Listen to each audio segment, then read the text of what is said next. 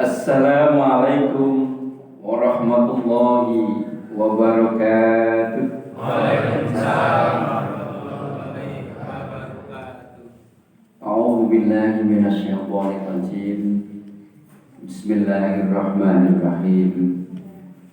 Subhanallah walhamdulillah wala ilaha illallah wallahu akbar. Wala haula wala quwwata illa billahil aliyyil azim. Allahumma shalli wa sallim ala sayyidina Muhammad wa ala alihi wa ashabihi ajma'in. Asyhadu an la ilaha illallah wahdahu la syarika lah wa asyhadu anna Muhammadan abduhu wa rasuluhu la nabiyya ba'da. Allahumma wonten ngarsanipun para alim, para guru, para sesepuh, bini sepuh, bapak-bapak, ibu-ibu, jamaah salat subuh Masjid Al-Ma'unah Saren rahimakumullah. Alhamdulillahirabbil alamin. Mari kita sungguh-sungguh bersyukur kehadirat Allah Subhanahu wa taala karena kita mendapatkan nikmat yang luar biasa, yakni bisa dipertemukan oleh Allah Subhanahu wa taala dengan sebuah bulan yang Kanjeng Nabi Muhammad sallallahu alaihi wasallam menyebut sebagai syahrul mubarak, sebuah bulan yang penuh keberkahan dari Allah Subhanahu wa taala. Semoga kita dapat mengisi bulan ini dengan baik, berpuasa dengan baik, bisa menjaga jamaah sholat kita, terutama isya, lalu tarawih, lalu subuh berjamaah. Lalu kita bisa juga memperbanyak zikir, membaca Al-Quran, tentu juga tambah sedekahnya. Semoga di bulan ini kita mendapatkan ampunan dari Allah Subhanahu wa taala. Semoga kita semakin dilimpah curahkan rahmat dari Allah Subhanahu wa taala. Allahumma sholawat dan salam marilah juga senantiasa kita sampaikan kepada junjungan kita Nabi Agung Muhammad sallallahu alaihi wasallam. Semoga cinta kita, rindu kita, kangen kita kepada beliau sallallahu alaihi wasallam semakin bertambah-tambah, sehingga senang lisan kita, hati kita mengucapkan salawat kepada beliau. Insya Allah kalau kita senang bersalawat kepada beliau, maka semakin banyak juga rahmat dari Allah dicurahkan kepada kita. Satu salawat saja Allah memberikan 10 rahmatnya, 10 kebaikannya. Apalagi sehari 10 sholawat, 100 sholawat, apalagi yang punya amalan 1000 sholawat, itu bisa kepada kita penuh dengan curahan rahmat dari Allah Subhanahu wa taala. Perlulah setiap sholawat dan salam kita kepada Kanjeng Nabi dijawab oleh beliau sallallahu alaihi wasallam. Coba sehari misalnya ada 100 atau 1000 sholawat yang kita sampaikan, tentu hubungan kita dengan Nabi Muhammad semakin dekat rohani kita dengan beliau sallallahu alaihi wasallam semakin dekat, karena selalu menjawab oleh beliau, sehingga semakin dikenal oleh beliau.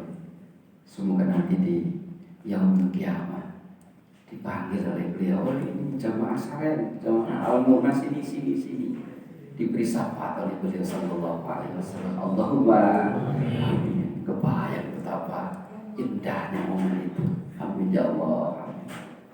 Bapak Ibu yang kami hormati, di bulan Ramadan ini tentu kita semakin melakukan amal-amal yang lebih banyak dibanding yang bulan-bulan sebelumnya. Semakin meningkat keimanan kita, semakin meningkat kesadaran kita untuk beramal soleh, karena kita meyakini bahwa inilah bulan yang istimewa. Allah memberikan banyak kebaikan di dalamnya. Tentu juga kita berharap agar amal-amal yang sudah kita lakukan itu bisa diterima oleh Allah Subhanahu wa ta'ala. Allahumma Amin. kita tentu punya anggapan bahwa orang yang banyak melakukan amal soleh di dunia, orang yang banyak melakukan kebajikan di dunia, tentu nanti di akhirat termasuk orang-orang yang beruntung. Tapi ternyata tidak semua begitu. Berdasarkan hadis Nabi Muhammad SAW, ada orang-orang yang ketika di dunia banyak melakukan amal soleh, ketika di dunia banyak melakukan amal kebajikan, tapi ada orang yang demikian itu nanti di akhirat termasuk orang yang merugi. Ini penting untuk kita perhatikan agar kita semangat melakukan banyak amal kebaikan di bulan Ramadan ini, di akhirat termasuk orang yang beruntung, bukan orang yang merugi. Allahumma Amin. Siapa orang-orang yang ketika di dunia banyak melakukan amal soleh, banyak melakukan amal kebaikan, tapi di akhirat termasuk orang yang merugi itu? Bahkan bukan hanya merugi, tapi justru malah dimasukkan ke dalam neraka. Naudzubillah min. Orang pertama yang ketika di dunia banyak melakukan amal kebaikan, tapi di akhirat termasuk orang yang merugi adalah orang-orang yang ketika melakukan amal soleh, amal kebaikan, tapi tidak ikhlas karena Allah Subhanahu wa ta'ala.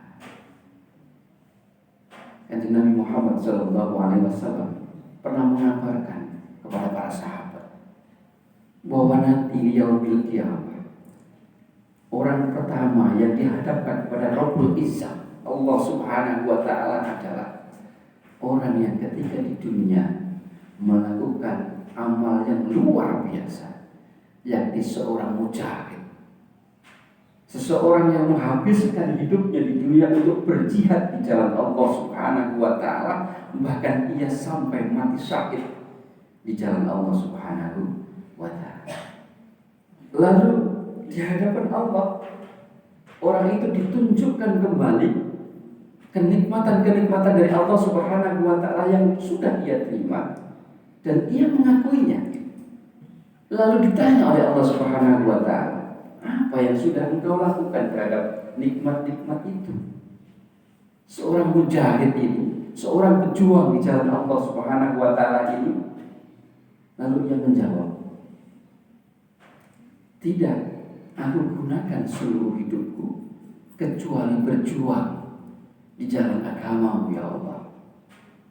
Bahkan aku pun mati syahid di jalan agama.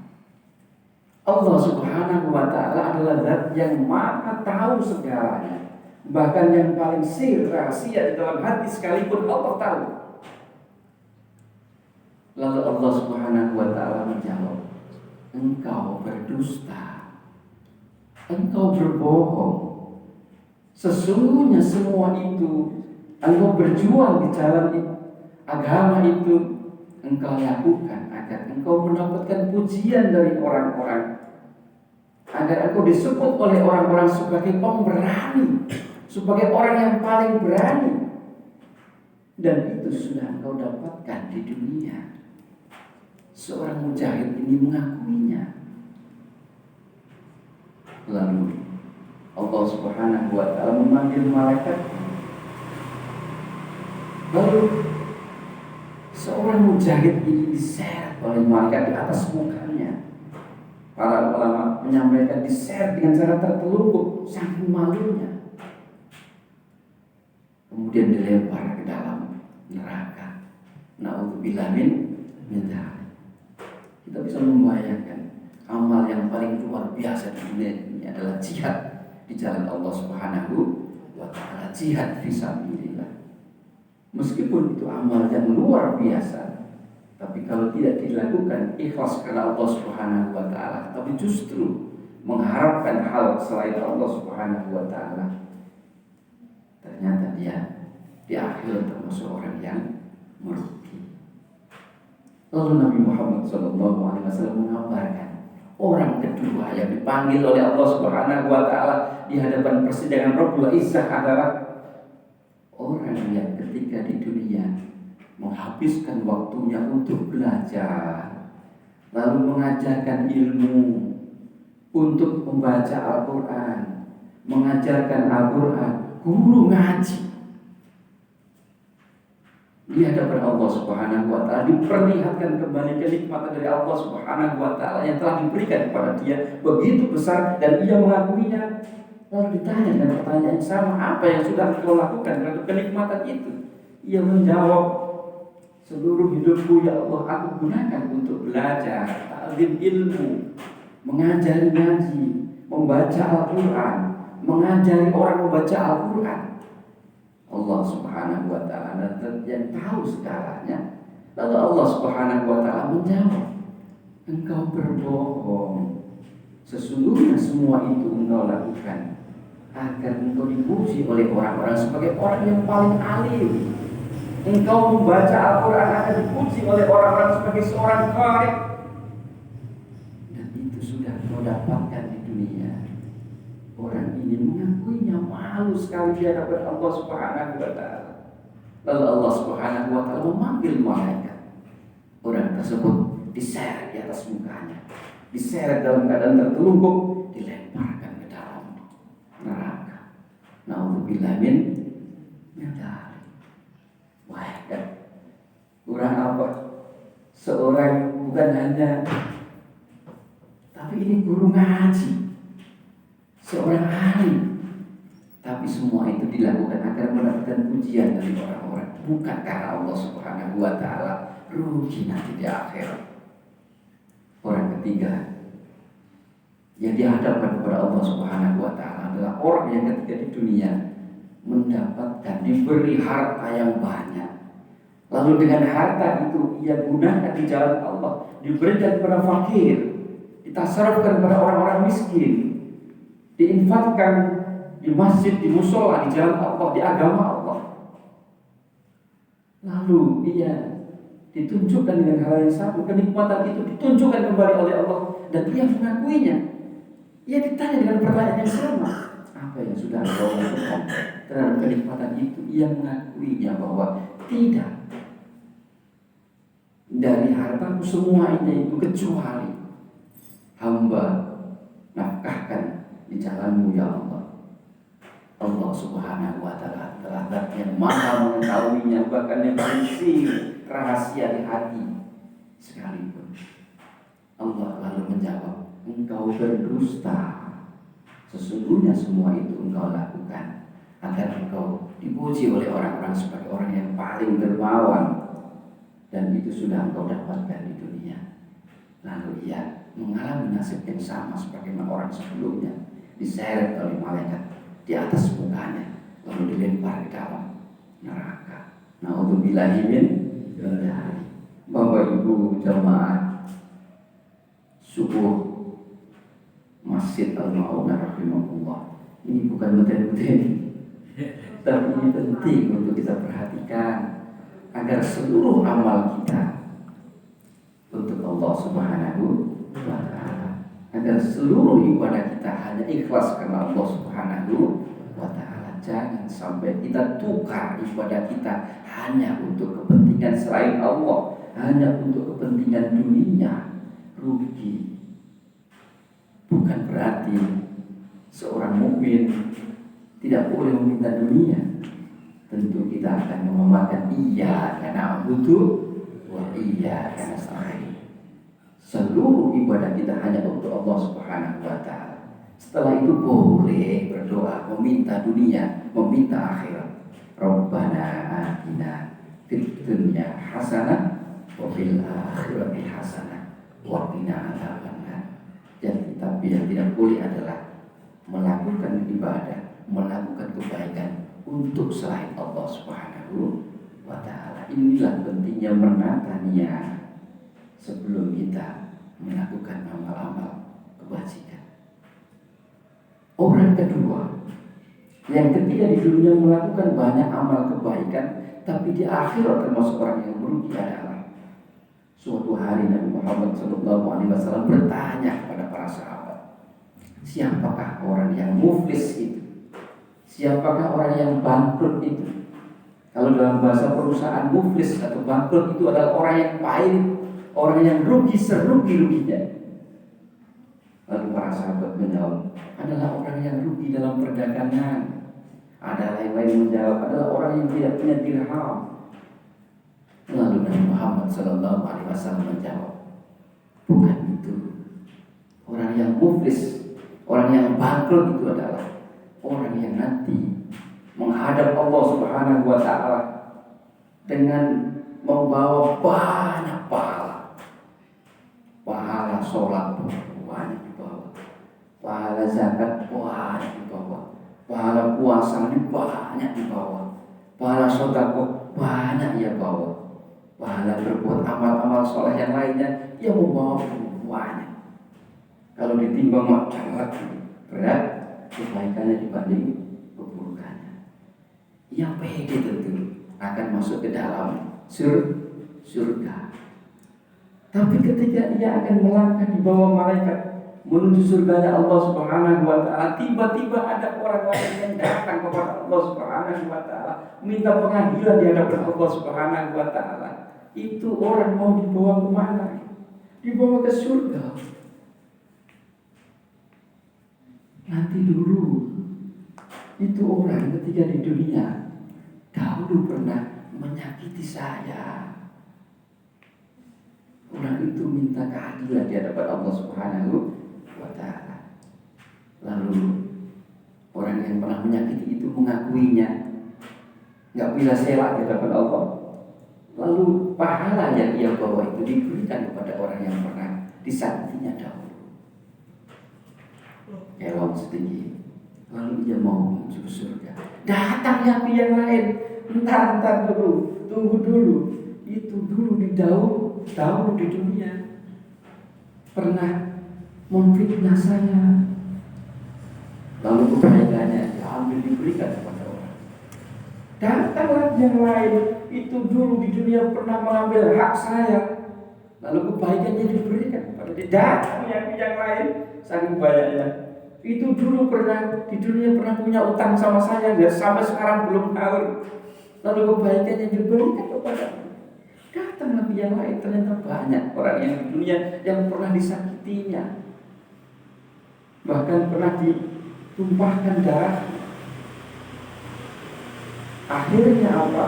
Banyak sekali yang meminta keadilan di hadapan Allah yang pernah disakitinya, difitnahnya, dihibahnya. Habis amal kebaikannya itu, pahalanya habis. Lalu dosa orang-orang yang pernah disakitinya itu diberikan kepada orang yang awalnya membawa pahala itu.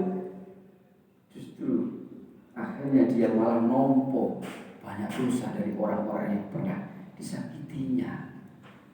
Lalu Allah Subhanahu wa Ta'ala yang sebelumnya mengutus malaikat rahmah untuk membawanya ke surga, untuk diperjumpakan dengan malaikat Ridwan, kembali memanggil malaikat yang lain, malaikat Azab, membawa orang itu untuk diperjumpakan dengan malaikat Maut dan neraka. Naudzubillah min dzalik.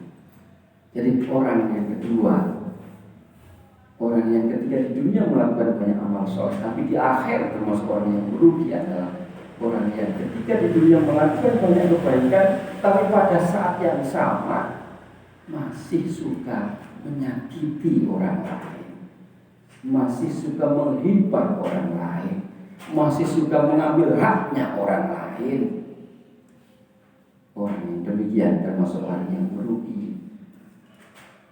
Penting bagi kita untuk memperhatikan. Mari kita senang melakukan amal kebaikan, memperbaiki ibadah, melakukan amal soleh pada saat yang sama. Mari kita hati-hati sikap kita, perilaku kita dengan orang lain. Jangan sampai lisan ini, mulut ini menyakiti hati orang lain. Jangan sampai lisan ini, mulut ini ngerasani orang lain sesuatu yang orang lain kalau dia dengan dia tidak suka. Itu membuat rugi kita nanti di akhirat. Bapak Ibu yang kami muliakan, cukup sekian. apa yang kami sampaikan. Semoga ini menjadi perhatian kita bersama. Yang pertama, mari kita luruskan niat, bersihkan hati. Semua amal, baik itu ibadah makruh maupun ibadah ghairu makruh, perbuatan-perbuatan baik yang berkaitan dengan muamalah, hubungan kita dengan sesama manusia, mari semuanya kita niati hanya karena Allah Subhanahu wa Ta'ala. Ikhlas. Yang kedua, mari kita jaga hubungan kita dengan sesama manusia agar kita termasuk nanti di akhirat termasuk orang yang beruntung. Allahumma amin. Cukup sekian. Mohon maaf apabila ada yang hilaf. Semoga bermanfaat. Ihdinas siratal mustaqim. Wabillahi taufiq wal hidayah. Wa ridha wal inayah. Ihdinas siratal mustaqim. Ihdinas siratal mustaqim. Ihdinas siratal mustaqim. Wallahu muwaffiq ila aqwamit thoriq. Wassalamualaikum warahmatullahi wabarakatuh. Jangan lupa like, comment, subscribe, dan share.